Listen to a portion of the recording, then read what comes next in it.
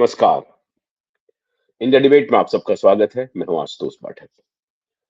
27 फरवरी को डिस्चार्ज किया गया है दिल्ली के पूर्व मुख्यमंत्री अरविंद केजरीवाल जी को लिकर केस से। एक्विटल नहीं है, डिस्चार्ज किया गया है। खाली अरविंद केजरीवाल को ही नहीं, अरविंद केजरीवाल के साथ साथ 21 अन्य लोगों को जो लिकर पॉलिसी के केस में गिरफ्तार किए गए थे, उन सबको बरी कर दिया गया। कोई बात नहीं, बरी हो गया, मतलब डिस्चार्ज हो गए। वो कंप्लीट एक्विटल नहीं है। और लोअर कोर्ट ने कहा कि प्री मेडिटेड है अरविंद केजरीवाल की गिरफ्तारी, कोरियोग्राफ्ड है, वेल स्ट्रेटेजाइज कोरियोग्राफ्ड है, प्री मेडिटेटेड है, पूरी तरीके से प्लान करके फंसाया गया अरविंद केजरीवाल को केस में। तो उनको न सिर्फ डिस्चार्ज किया गया 21 लोगों को केजरीवाल के साथ साथ, बल्कि इन्वेस्टिगेटिव एजेंसीज के उन अधिकारियों के खिलाफ कार्रवाई की, इन्वेस्टिगेशन की भी आदेश दिए लोअर कोर्ट ने। कहा कि अरविंद केजरीवाल को फंसाया गया, जानबूझकर फंसाया गया, कोई कोरोबोरेटिव एविडेंस नहीं है। पॉलिसी कैसे बनी, पॉलिसी बनाने की कहां-कहां क्या-क्या पॉलिसी बनी और उस पॉलिसी में क्या-क्या गड़बड़ियां थी, जिस गड़बड़ियों की वजह से एक्सचेकर को नुकसान हुआ, सरकार को नुकसान हुआ, सरकारी खजाने पर लात पड़ी, सरकारी खजाना लुट गया। इस सब की सारी बातें की गई इन्वेस्टिगेटिव एजेंसीज की तरफ से। कोर्ट ने कहा भाई मीटिंग कहाँ हुई, क्या पॉलिसी बनी, उस पॉलिसी में कोई इस तरह का षड्यंत्र सामने नहीं आया कि फलाने जगह पर बैठ करके अरविंद केजरीवाल और उनकी टीम ने षड्यंत्र किया और एक ऐसी नीति बनाया जिस नीति से सरकारी खजाने को तो नुकसान हुआ, लेकिन उनके चहेते लोगों को फायदा हुआ। और उन्होंने जो लिकर लाइसेंस बांटे, उसके बदले में सैकड़ों गली मोहल्लों में जो लिकर लाइसेंस बंटे, उसके बदले में अरविंद केजरीवाल को क्विड प्रो को हुआ, मतलब एक प्रकार से घूस दिया गया, धनराशि आई। और इसमें साउथ इंडिया के एक नेता की पुत्री भी शामिल थी और फिर एक मशहूर व्यक्ति जो आजकल अभी भी वो तिहाड़ जेल में है, उनका भी नाम आया कि भाई इन लोगों ने अरविंद केजरीवाल को पैसे दिया, उस पैसे का प्रयोग उन्होंने इलेक्शन में किया। इस सबको लोअर कोर्ट ने सिरे से खारिज कर दिया और कहा कि आपने फैब्रिकेटेड केस बनाया अरविंद केजरीवाल के खिलाफ, अब आपके खिलाफ इसकी कार्रवाई होनी चाहिए। मित्रों, यहां तक तो आपको बात समझ में आई और इस विषय को फिर श्रीमान अरविंद केजरीवाल ने पूरी मीडिया में आकर के प्रचारित किया। आप सबने देखा होगा। एक तो आज होली है, तो होली की मैं आपको शुभकामना भी दे दूं, लेकिन होली के दिन मैं अरविंद केजरीवाल की इस बात की चर्चा कर रहा हूं। क्यों चर्चा कर रहा हूं? क्योंकि अरविंद केजरीवाल से बढ़िया आपको एक्टर कोई देखने को मिलेगा नहीं। आप सबने तस्वीर देखी होगी जब वहां से वो बाहर आए, कोर्ट से जब इनको डिस्चार्ज किया गया, उसके बाद मीडिया से मिले। ऐसे सब फैब्रिकेटेड है। जो जो अदालत इनके बारे में सीबीआई को कहती है अदालत की आपने इनके खिलाफ फैब्रिकेटेड मुकदमा बनाया, ये सब अरविंद केजरीवाल कैसे फैब्रिकेशन करते हैं और कितने बड़े माहिर हैं, उसका काफी रोस्ट हुआ। बहुत सारे सोशल मीडिया पे कई लोगों ने अरविंद केजरीवाल के उस एक्टिविटीज को रोस्ट किया है। तो जब अरविंद केजरीवाल मीडिया के सामने आए, तो अरविंद केजरीवाल ने कहा कि केजरीवाल भ्रष्ट नहीं, केजरीवाल भ्रष्ट है, केजरीवाल भ्रष्ट है, केजरीवाल भ्रष्ट है। कोर्ट ने कहा है। और उसके बाद देखिए बेशर्मी, देखिए अरविंद केजरीवाल एक तो नाटक करने लगे और एक झूठा घरियाली आंसू का उन्होंने नाटक किया। आंसू एक बूंद भी नहीं गिरा, लेकिन इस तरह से किया कि हमको केजरीवाल भ्रष्ट है, भ्रष्ट है, भ्रष्ट है, केजरीवाल भ्रष्ट नहीं है। इस तरह से उन्होंने नाटक किया जो कोई भी आदमी कर सकता है, बच्चा से लेकर के बूढ़ा तक। तो ये बहुत अच्छे एक्टर भी नहीं है, लेकिन एक्टिंग करना चाहते हैं। लेकिन ये एक्टर कितने अच्छे हैं, इसका इन्होंने एक एग्जाम्पल दिया। उसी दौरान इन्होंने कहा कि कोर्ट ने आज कहा है अरविंद केजरीवाल कट्टर ईमानदार है। कोर्ट ने आज कहा है मनीष सिसोदिया कट्टर ईमानदार है। अब बताइए, कोर्ट ने नहीं कहा ऐसा कुछ।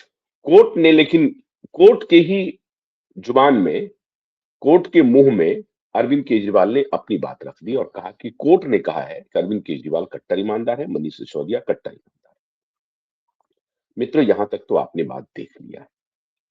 मैं आज अरविंद केजरीवाल के इस केस को लेकर के सबसे अधिक परेशानी में पड़ने वाले हैं हमारे सीजेआई सूर्यकांत जी। क्यों पड़ने वाले हैं?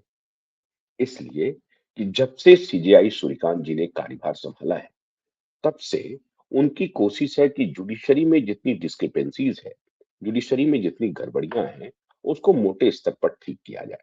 हालांकि आजकल श्रीमान सूर्यकांत जी की थोड़ी आलोचना भी हो रही है और बहुत मुखर आलोचना हो रही है। जिस बात के लिए आलोचना हो रही है वो आलोचना होनी भी चाहिए।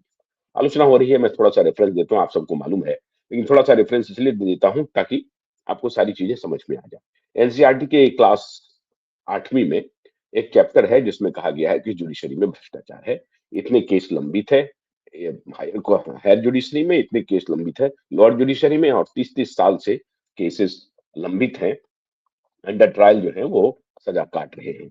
और ये इस सबके पीछे एक बड़ा कारण जो है भ्रष्टाचार है, जुडिशियल करप्शन। उसको लेकर के बौखला गए श्रीमान सुप्रीम कोर्ट के जजेस, वकीलों ने कहा कि देखिए जुडिशियल इंस्टीट्यूशंस को बदनाम करने की कोशिश हो रही है, बच्चों के जो एडोलेसेंट माइंड है, वो एडोलेसेंट माइंड में इस तरह के भाव भरे जा रहे हैं कि जुडिशरी बड़ा करप्शन है। बात तो ठीक है, बात तो ठीक है। तो एक बात जो मैंने पहले भी बताया, आज फिर बता देता हूं कि जुडिशरी ने ये कहा कि आप बच्चों को क्या पढ़ा रहे हैं कि जुडिशरी में करप्शन है। ये करप्शन तो है, इससे कोई इनकार नहीं कर सकता है, लेकिन एक तर्क ये हो सकता है केवल जुडिशरी की क्यों चर्चा होगी, कार्यपालिका की भी चर्चा हो और विधायिका की भी चर्चा हो। सबसे ज्यादा करप्ट तो कार्यपालिका है और विधायिका है, तो इन दोनों की चर्चा क्यों नहीं हो रही है उसी चैप्टर में? है, इसलिए इस पॉइंट पर तो सूर्यकांत जी सही है, लेकिन जुडिशियल करप्शन जो है उस पर चर्चा होनी ही चाहिए। बच्चों को भी पढ़ाया जाना चाहिए, बताया जाना चाहिए श्रीमान सूर्यकांत जी। और इस पर मुझे नहीं लगता है कि आपको कोई टिप्पणी करनी चाहिए थी, और अगर आपने टिप्पणी की है तो आप लोगों की आलोचना के पात्र बनेंगे, और पात्र बनेंगे, बन गए। सोशल मीडिया पर आपके खिलाफ मोर्चा खुल गया, लोगों ने भारी आलोचना की। क्यों? क्योंकि सबने देखा है जुडिशियल करप्शन को, और उसी की बानगी ये केजरीवाल है, जो आपको जिस विषय पे आप क्लास 8वीं से उस चैप्टर को रिमूव करना चाहते थे, रिमूवल हो गया। क्योंकि सरकार घुटने पर रहेगी, क्योंकि सरकार खुद ही भ्रष्टाचार में डूबी हुई है। इस सरकार को जब चाहे जैसे चाहे आप कान मरोड़ सकते हैं, मरोड़ भी रहे हैं। एक ऐसा एजुकेशन मिनिस्टर है जो न जाने क्यों मोदी को पूरी तरह से फंसा ही देगा, और वो फंसाने का बीड़ा भी उठा लिया है धर्मेंद्र प्रधान ने।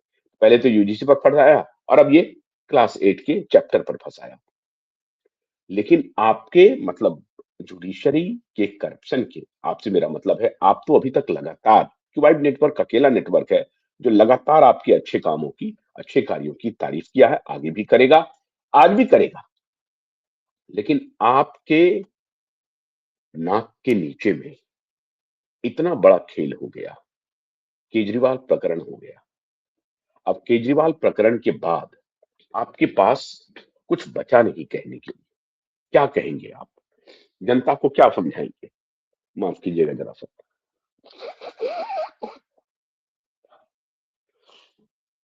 माफ कीजिएगा, जनता को क्या समझाएंगे आप? कुछ भी नहीं समझा पाएंगे आप। केजरीवाल जिस केस में बरी हुई है, उस केस में इन्हीं अदालतों ने एक बार नहीं, कई बार बेल रिजेक्ट किया है। लोअर कोर्ट ने बेल रिजेक्ट किया, हाई कोर्ट ने कई बार बेल रिजेक्ट किया। हाई कोर्ट तक तो बात बनती थी।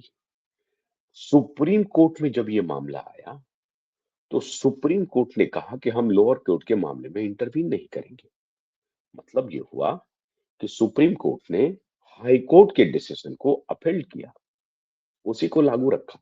कानूनी भाषा में ये होता है कि सुप्रीम कोर्ट ने भी जो अरविंद केजरीवाल के बेल प्ली को रिजेक्ट किया गया था हाई कोर्ट में, उसी को अपील किया सुप्रीम कोर्ट ने, और सुप्रीम कोर्ट ने कहा कि हम इस मामले में इंटरफेयर नहीं करेंगे। इसका मतलब ये हुआ कि सुप्रीम कोर्ट ने भी अरविंद केजरीवाल के बेल को रिजेक्ट किया।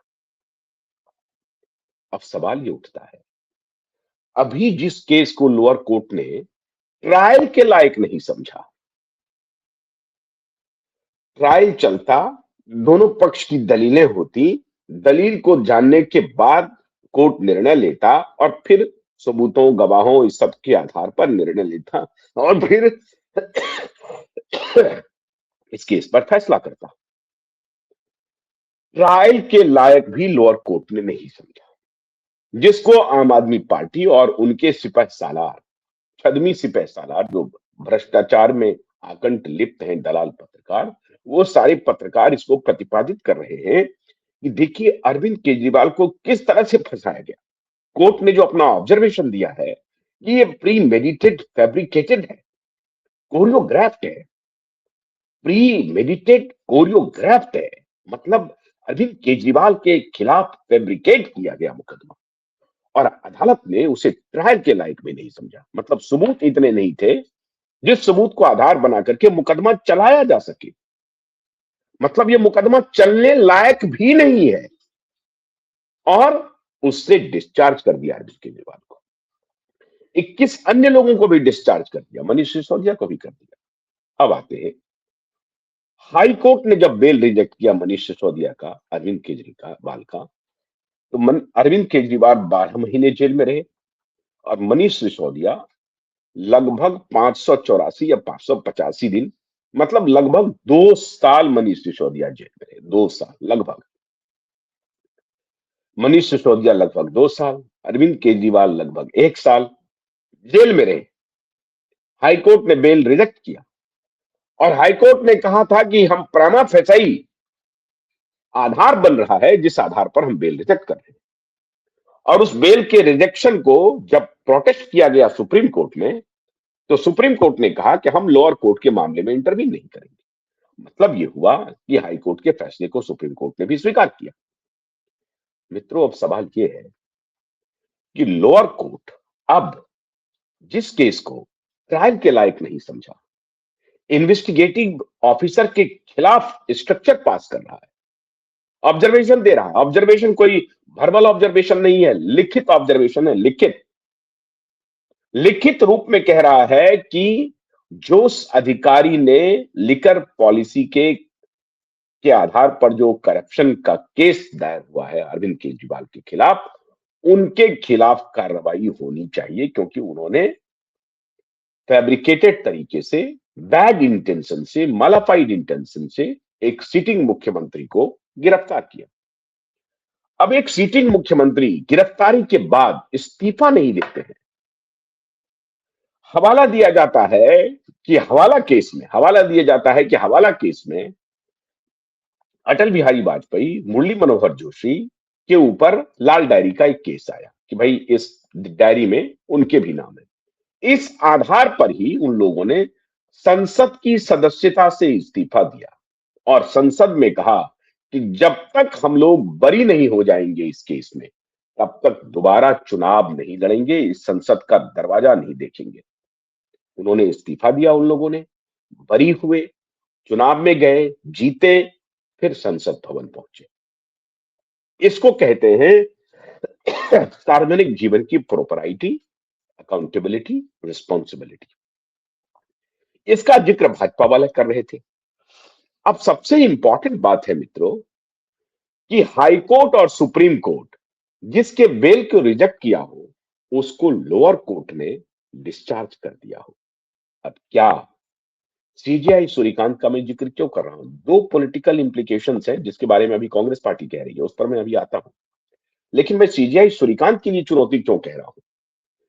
सीजेआई सूर्यकांत को अब यह जवाब देना पड़ेगा कि भाई आप लोअर कोर्ट के फैसले को किस नजर से देखते हैं।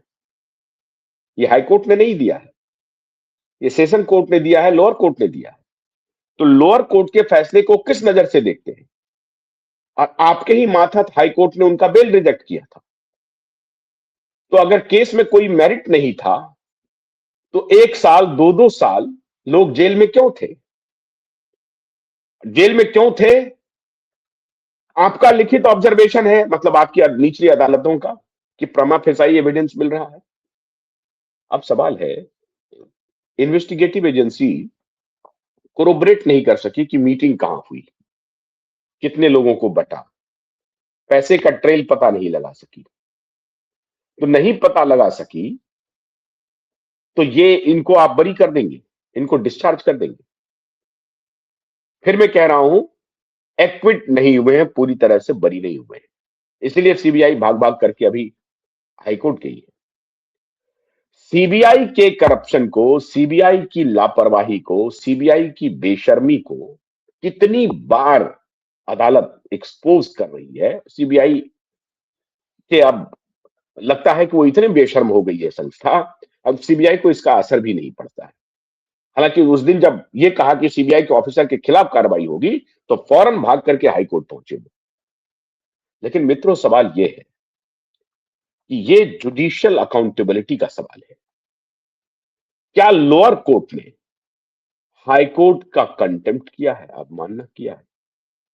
हाईकोर्ट ने जिस केस में मेरिट देखा, उनके बोल बिल को रिजेक्ट किया, तो फिर लोअर कोर्ट ने उसे बरी कैसे कर दिया? और अगर बरी कर दिया, तो इसका मतलब है हाई कोर्ट और सुप्रीम कोर्ट की अवमानना हुई है। लोअर कोर्ट ऐसा कर नहीं सकती है। लोअर कोर्ट इसको कह सकती है कि भैया आप हाई कोर्ट जाइए, मैं इसमें कुछ नहीं कर सकता। लेकिन लोअर कोर्ट ने फैसला दे दिया, बजाबता अपना ऑब्जर्वेशन लिखित कर दिया।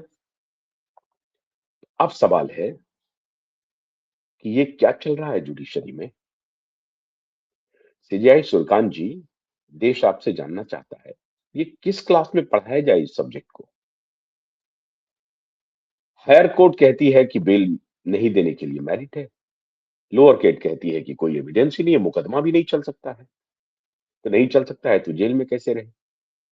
किसका कंटेम्प्ट है, हाई कोर्ट का, सुप्रीम कोर्ट का, या लोअर कोर्ट का? या जो एक नेचुरल जस्टिस सिस्टम है, उसको ही आप लोगों ने ताक पर रख दिया है। नेचुरल जस्टिस सिस्टम को पूरी तरह से तार तार कर दिया है।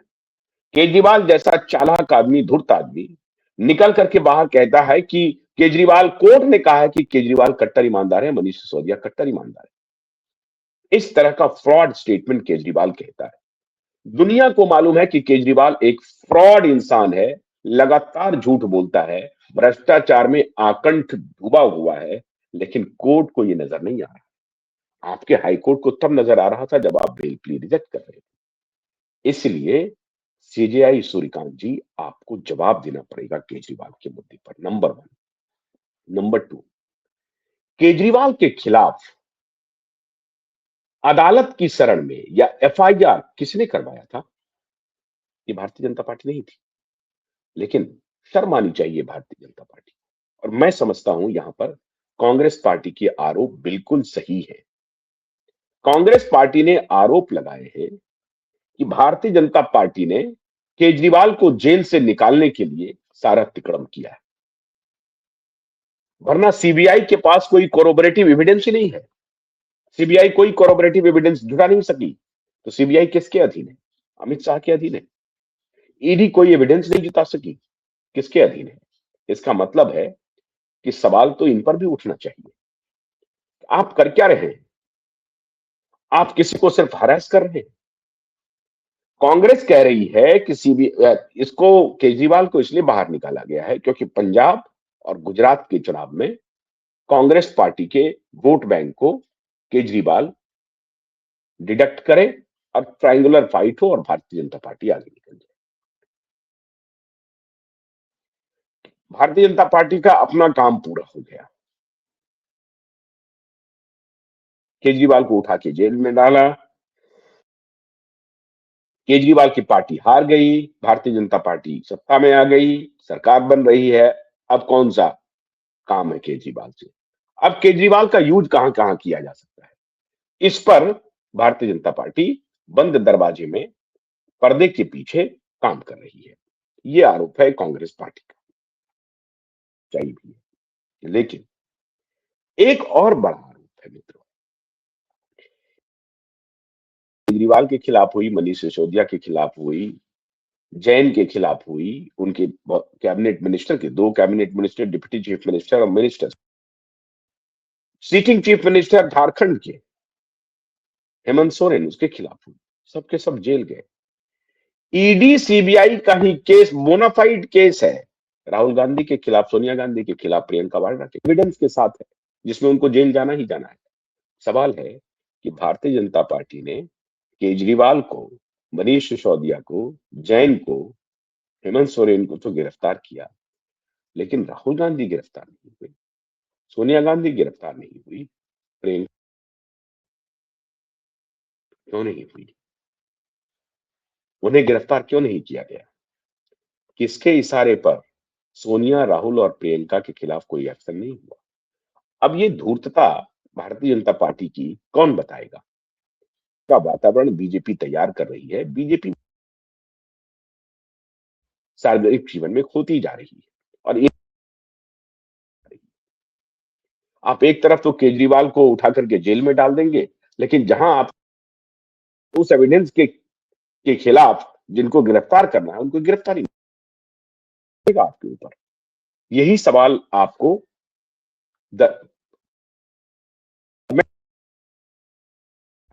कि मैं ये जो सवाल आपके सवाल नहीं है, तो आप मुझे बताइए, क्या ये आपके सवाल नहीं है?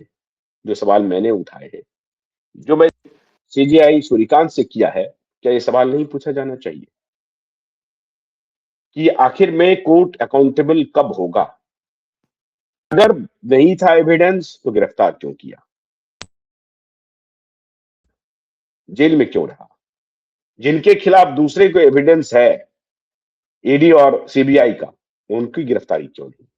ये सवाल नहीं है। तो ये सारे सवाल जो मैं आपके सवालों को मैंने पूछने की कोशिश की है, और जवाब तो सीजीआई सूर्यकांत जी को भी देना पड़ेगा और बीजेपी के केंद्रीय नेतृत्व को भी देना पड़ेगा। लेकिन एक बात मान के चलिए, एक नाटक का से मंच पर आ गया है, उनके नाटक को आप देखते जाइए, पंजाब में भी देखिएगा।